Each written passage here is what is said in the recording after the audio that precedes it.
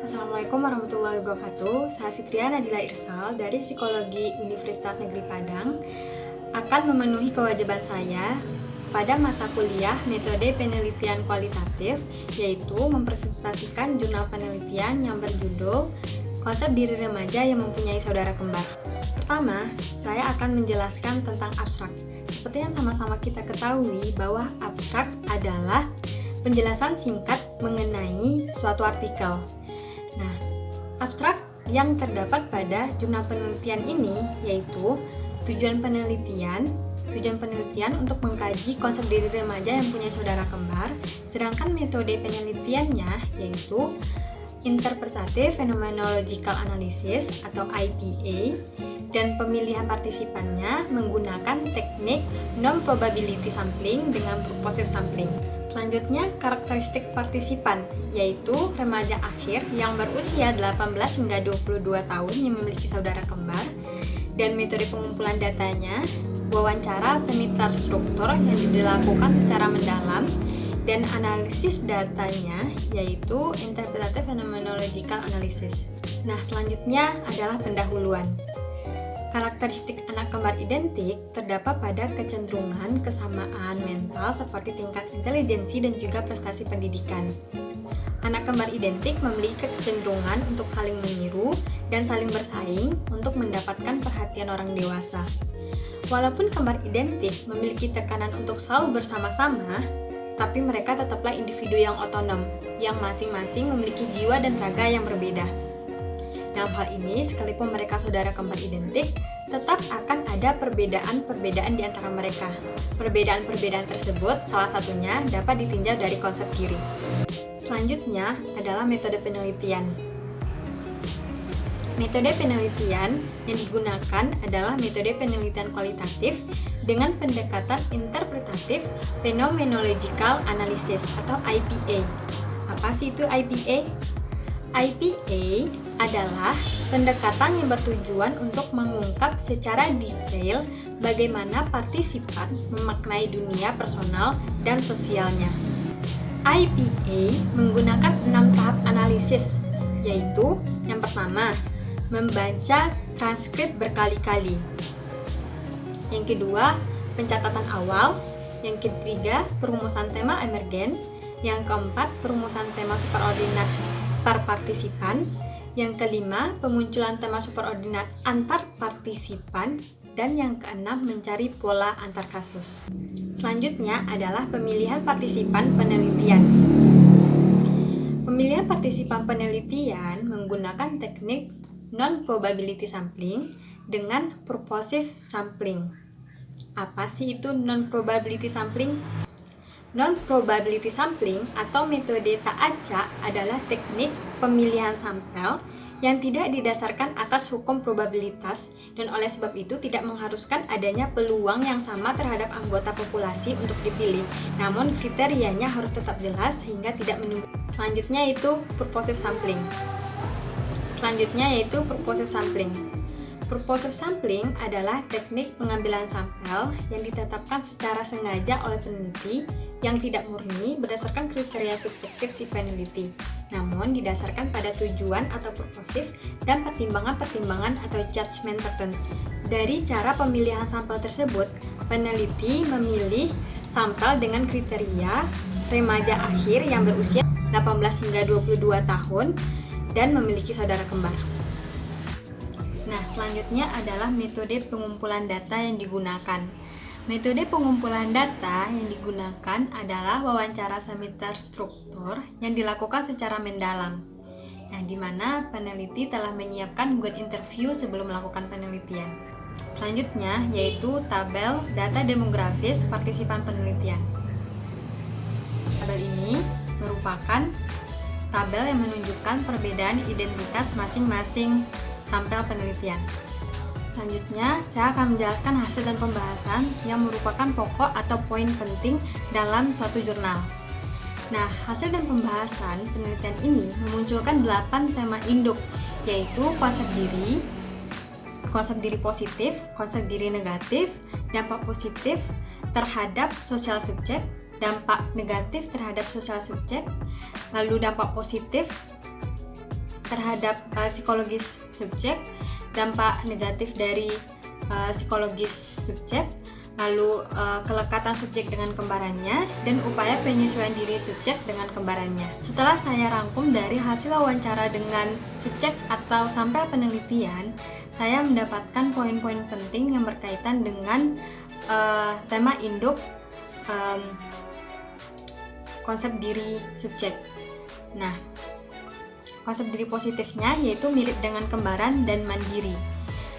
Berdasarkan hasil wawancara, mirip dengan kembarannya yaitu terdapat satu subjek yang merasa sangat mirip dengan kembarannya. Nah, salah satu faktor kemiripan tersebut terjadi adalah anak yang kembar berasal dari satu ovum atau sel telur dan satu spermatozoa atau sel sperma. Maka mereka selalu mempunyai jenis kelamin dan penampilan fisik yang sama. Selain hal tersebut, ada satu sampel dari 3 sampel yang merasa dirinya sangat mirip,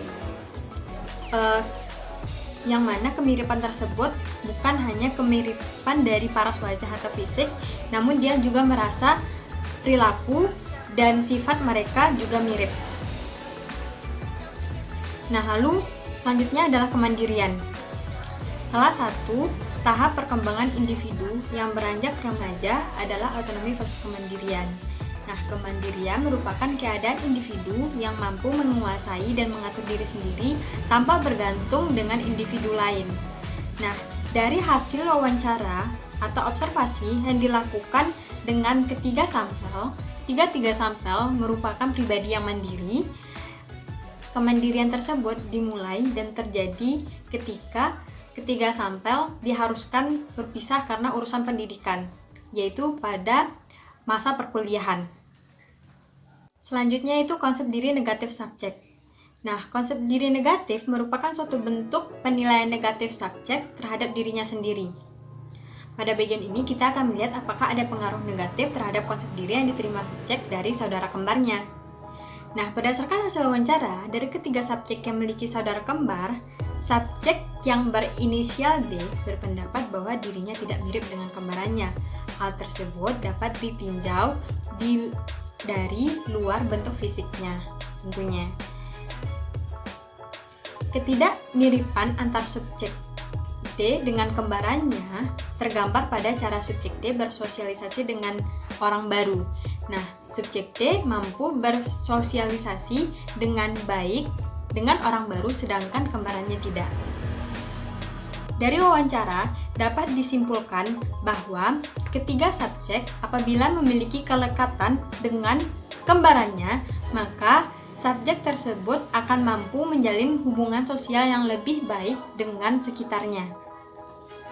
Sedangkan dampak negatifnya yaitu tidak memiliki teman dekat selain kembaran. Dari 3 subjek, terdapat satu subjek yang hanya terfokus dan terpaku kepada kembarannya. Dia tidak memiliki teman dekat lain selain kembarannya. Selanjutnya adalah dampak positif dan dampak negatif yang diterima terhadap psikologis subjek. Dampak positif psikologisnya yaitu menikmati hubungan kekembaran yang erat dengan kembarannya. Hal tersebut juga dirasakan ketika subjek merasakan kesulitan. Nah, apabila subjek merasa kesulitan, maka kembaran mereka akan selalu ada untuk mereka untuk membantu mereka. Selanjutnya yaitu dampak negatif psikologis.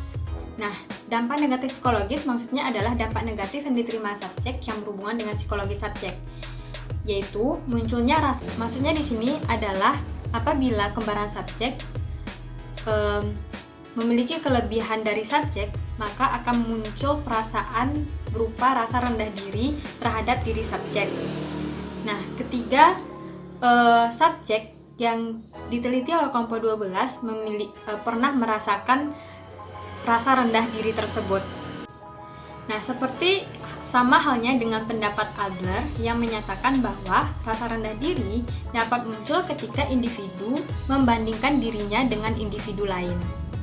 Nah, hal ini dirasakan oleh 2 individu dari 3 individu yang diteliti oleh kelompok 12, yang mana 2 individu tersebut sering merasa rendah diri karena dia merasa kembarannya lebih pintar darinya.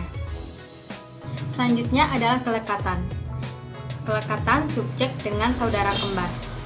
Nah, menurut Ainsworth dalam Hetherington, kelekatan merupakan ikatan antara 2 orang individu atau lebih berupa hubungan psikologis yang diskriminatif dan spesifik, serta mengikat seseorang dengan orang lain yang bersifat kekal sepanjang waktu.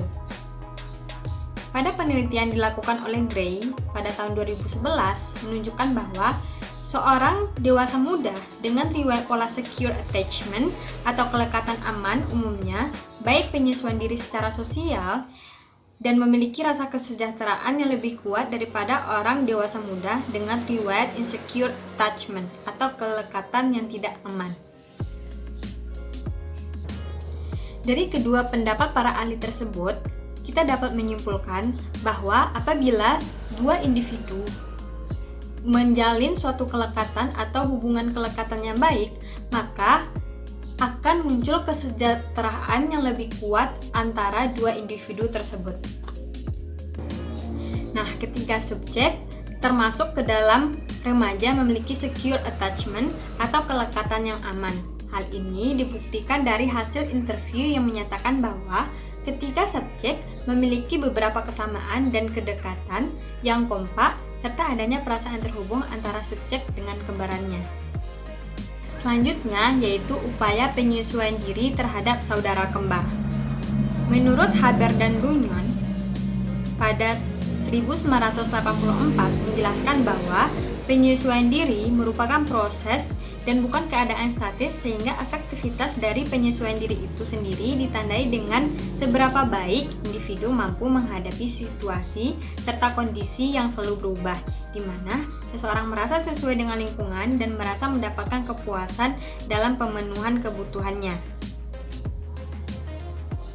Berdasarkan hasil wawancara yang dilakukan kepada ketiga sampel, dapat disimpulkan bahwa ketiga sampel memiliki cara yang sama dalam menyesuaikan dirinya dengan kembarannya, yaitu dengan cara saling menasehati antara kembaran apabila ada salah satu kembaran yang memiliki perbedaan dengan kembaran yang lainnya.